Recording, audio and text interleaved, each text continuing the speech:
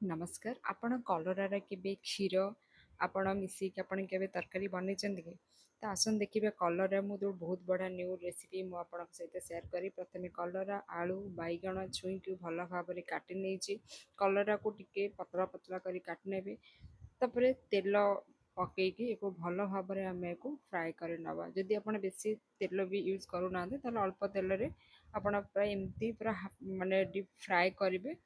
तापर आपण देखिए जदि मो पेज रे नुआ अच्छी लाइक शेयर सब्सक्राइब फॉलो करने जमा ही भूलें।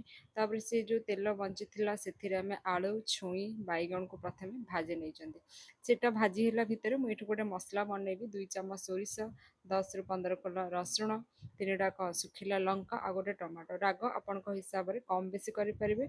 एतिक को आम भल भाव में गोटे फाइन पेस्ट बनई नवा। ता भितर ये मोर सब माने छुई आलू बैगण प्रथम पूरा भी सिझेबेनी अधा आप सिझी भाजी हो गला मोटे काढ़ी नेली से तलरे जोटा भी सोरिष मसला गोटे पेस्ट बनई से पेस्टा को मुझे से तेल पकई नहीं सारापर गोटे चामच हलदी गुंड स्वाद अनुसार लुण काश्मीरी लंका गुंड एतिक ही आप मसला आड करेंगे। एक भल भाव में सोरिष को आप कषि नवा जो बेसी भी आप कषिबेनी सोरिष बेसी कषिले पिता लगे। तापर जहाँ भी आमर कलरा आलू बैगण छुई जेटा भाजिकी रखी से आम आड कर जस्ट मसला गोले है भाई प्रथम गोले नेली। तापर ये गोटे बाउल पानी ये आड कर भात बा रुटी जहाँ सांगे खाइबे अल्प टिके माने ग्रेवी है भाई आप पानी ये ढालिबे।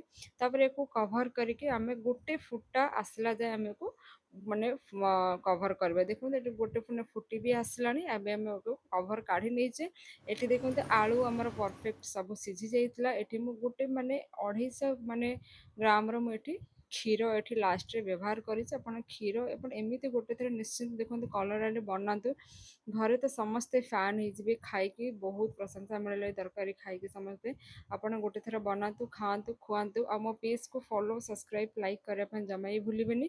आ नेक्स्ट वीडियो मु कौन आनी निश्चित मत कमेंट मध्यम जनइबे। आउ एटा निश्चिंत गोटे थर कलर आइटमटा बनई खाइबे आ यार ना कहबे।